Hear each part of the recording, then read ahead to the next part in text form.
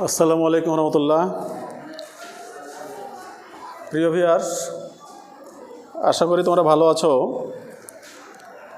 উচ্চ মাধ্যমিক দ্বিতীয় বর্ষের ইতিহাস দ্বিতীয় পত্রের ক্লাস। আমরা আজকে ক্লাস নেব ফরাসি বিপ্লবের উপরে। ফরাসি বিপ্লব ইউরোপের ইতিহাসে শুধু নয়, বিশ্বের ইতিহাসে একটা উল্লেখযোগ্য ঘটনা। ফরাসি বিপ্লব হঠাৎ করে ঘটে যাওয়া কোনো ঘটনা নয়। দীর্ঘদিনের বর্ব রাজবংশের স্বৈরাচারী শাসনের জাতাকলে নিষ্পেষিত মানুষ একদিন জেগে উঠেছিল তাদের অধিকার আদায়ের জন্য, যার প্রেক্ষাপটে সংগঠিত হয়েছিল ফরাসি বিপ্লব। বিপ্লব অর্থ হচ্ছে সম্পূর্ণ নতুন করে সাজানো, আমূল পরিবর্তন। বিপ্লব সামাজিক বিপ্লব হতে পারে, অর্থনৈতিক বিপ্লব হতে পারে, রাজনৈতিক বিপ্লব হতে পারে। তা আমরা এই যে বিপ্লবের কথা আজকে পড়ব, সেই বিপ্লবটা ছিল ফ্রান্সের শুধু অর্থনৈতিক বা সামাজিক বিপ্লবই নয়, অর্থনৈতিক, সামাজিক, রাজনৈতিক পুরোপুরিভাবে সকল দিক থেকেই একটা পূর্ণাঙ্গ বিপ্লব স্বাধীন হয়েছিল ফ্রান্সে।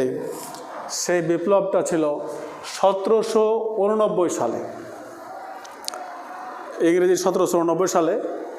এই বিপ্লব ফ্রান্সের মানুষকে নতুন করে চিন্তা করার সুযোগ করে দিয়েছিল। এই বিপ্লবের মাধ্যমে শুধু ফ্রান্সের জনগণই তাদের স্বাধীনতা, সাম্য, মৈত্রীর স্বাদ গ্রহণ করেনি। আজ পর্যন্ত পৃথিবীতে যে রাজনৈতিক ব্যবস্থাপনাকে আদর্শ ব্যবস্থা মনে করা হয়, সেই ব্যবস্থার মূল দিক নির্দেশক ছিল সেই ফ্রান্সের ফরাসি বিপ্লব। তা আমরা এই বিপ্লবের আমাদের যে সমস্ত কারণে বিপ্লব সংগঠিত হয়েছিল, আমরা দুইটি পর্বে এটা ফরাসি বিপ্লব আলোচনা করব। প্রথম পর্বে আমরা দেখব যে কী কারণে ফরাসি বিপ্লব সংগঠিত হয়েছিল।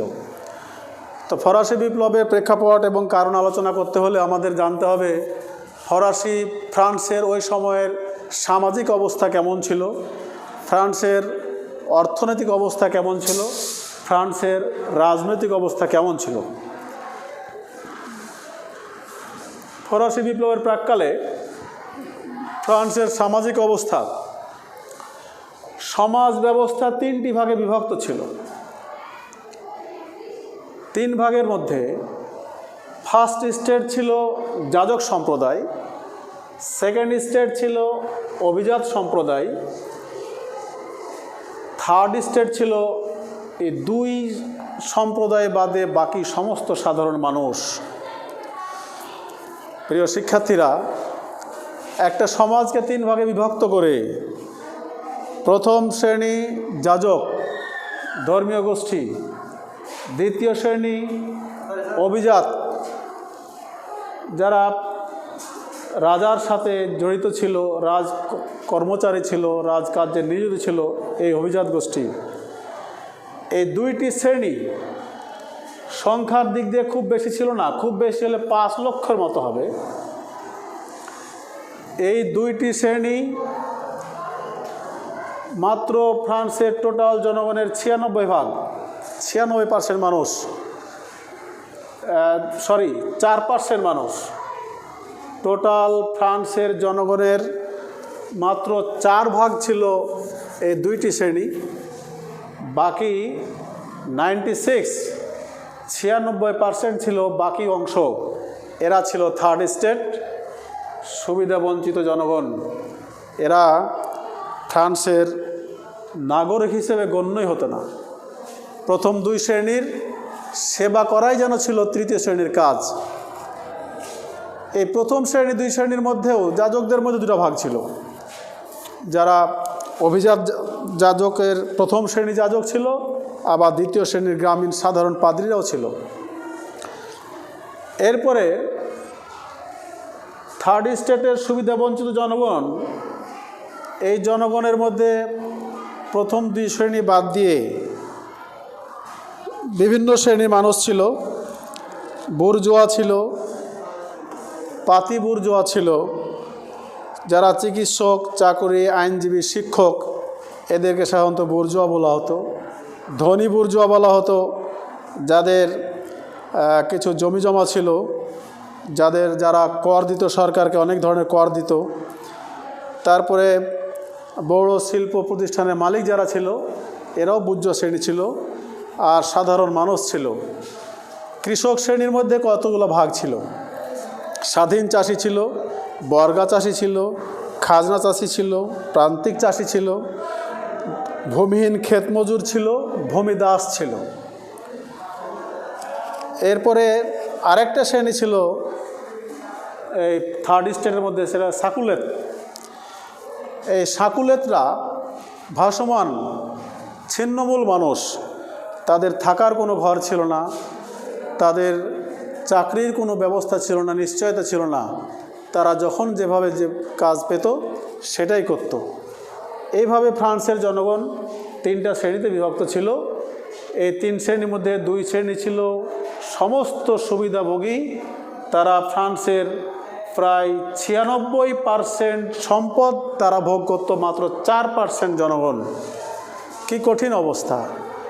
সম্পদের 96% ভাগ করত 4% লোক, আর 96% লোক ভোগ করত মাত্র 4% সম্পদের সুবিধা তারা পেত। এই ছিল ফ্রান্সের সমাজ।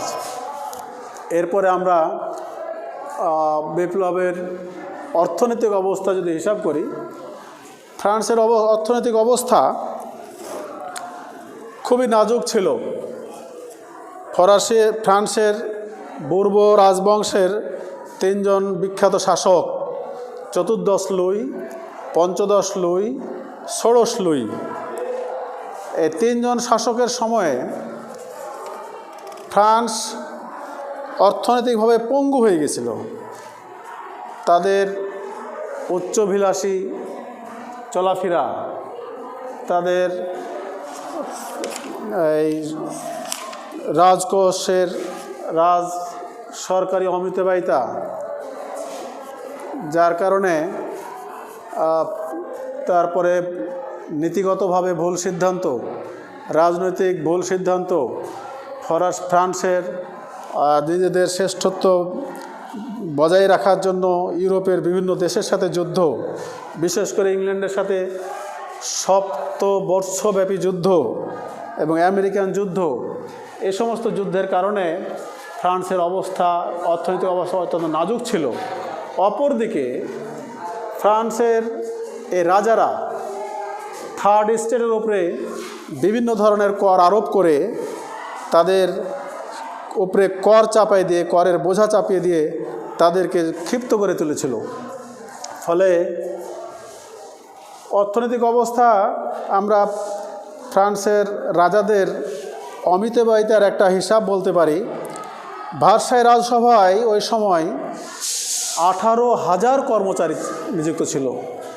18,000 রাজকর্মচারী নিযুক্ত ছিল। এদের মধ্যে 16,000 কর্মচারী কেবল রাজপ্রাসাদের কাজের জন্যই বহাল ছিল।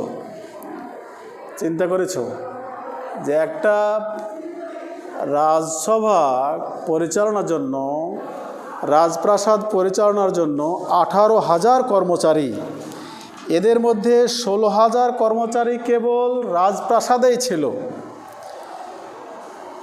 আবার দেখো, মজার ব্যাপার হলো যে ষোড়শ লুইয়ের যে স্ত্রী রানী, সে রানীর ব্যক্তিগত কর্মচারী ছিল 500 জন।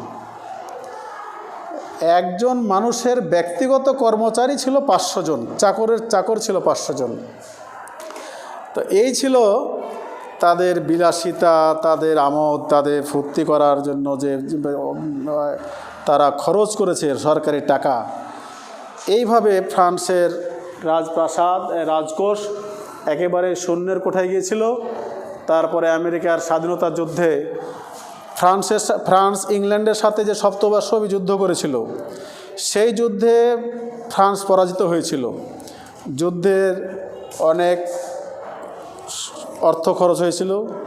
এরপরে আবার আমেরিকার স্বাধীনতা যুদ্ধে 1773 সালে 76 সালে সম্ভবত এই আমেরিকার স্বাধীনতার যুদ্ধে ফ্রান্স ইংল্যান্ডকে শাস্তি দেওয়ার জন্য ওই যুদ্ধে অংশগ্রহণ করেছিল।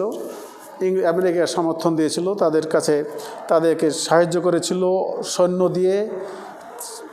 এই যুদ্ধে 100 কোটি লিভরা, ওই সময়ে 100 কোটি লিভরা ঘাটতিতে পড়েছিল, ঋণ নিতে হয়েছিল তাদেরকে। এইভাবে ফ্রান্সের অর্থনৈতিক অবস্থা শোচনীয় পর্যায়ে রয়েছিল।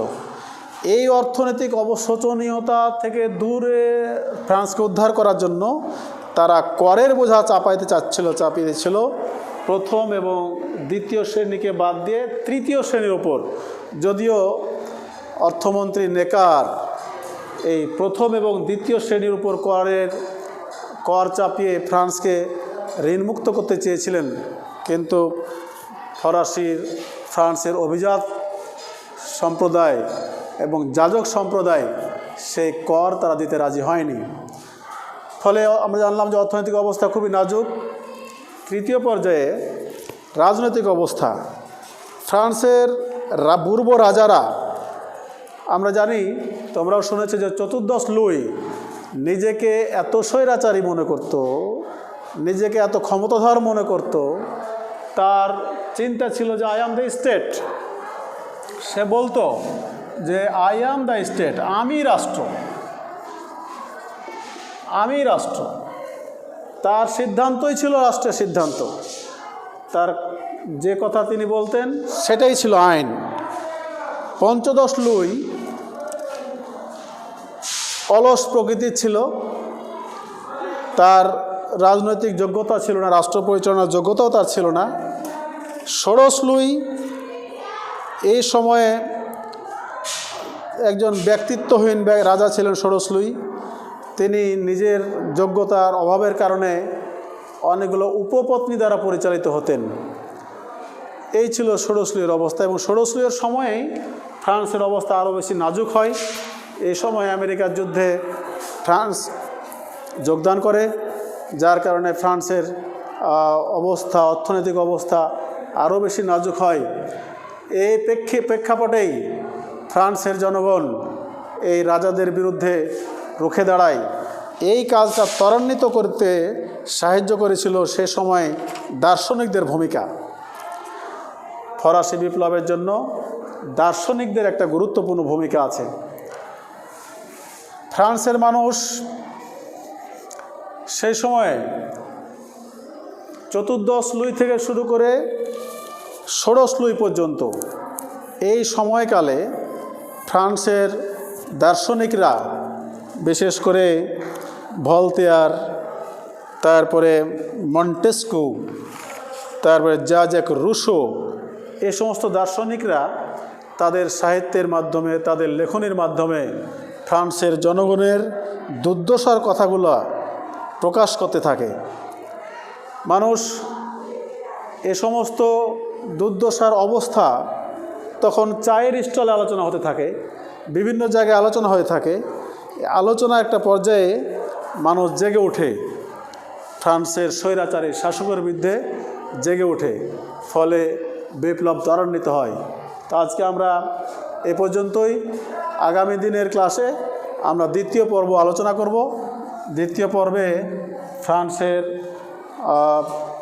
বিপ্লবের পুরো ঘটনা আমরা বর্ণনা করব, বাস্তিল দুর্গের পতনের বর্ণনা করব এবং বাস্তিল দুর্গের পতনের মাধ্যমে ফ্রান্সের বিপ্লব যেভাবে সফল হয়েছিল এবং এই সফলতাকে শেষ পর্যন্ত যে নেপোলিয়ন বোনাপার্টের শাসনের মাধ্যমে 10 বছর ধরে যে বিপ্লবের কার্যকলাপ সংগঠিত হয়েছিল তার সমাপ্তি ঘোষিত হয়েছিল, সে পর্যন্ত আমরা আগামী দিন আলোচনা করব। আল্লাহ হাফেজ, ধন্যবাদ, আসসালামু আলাইকুম।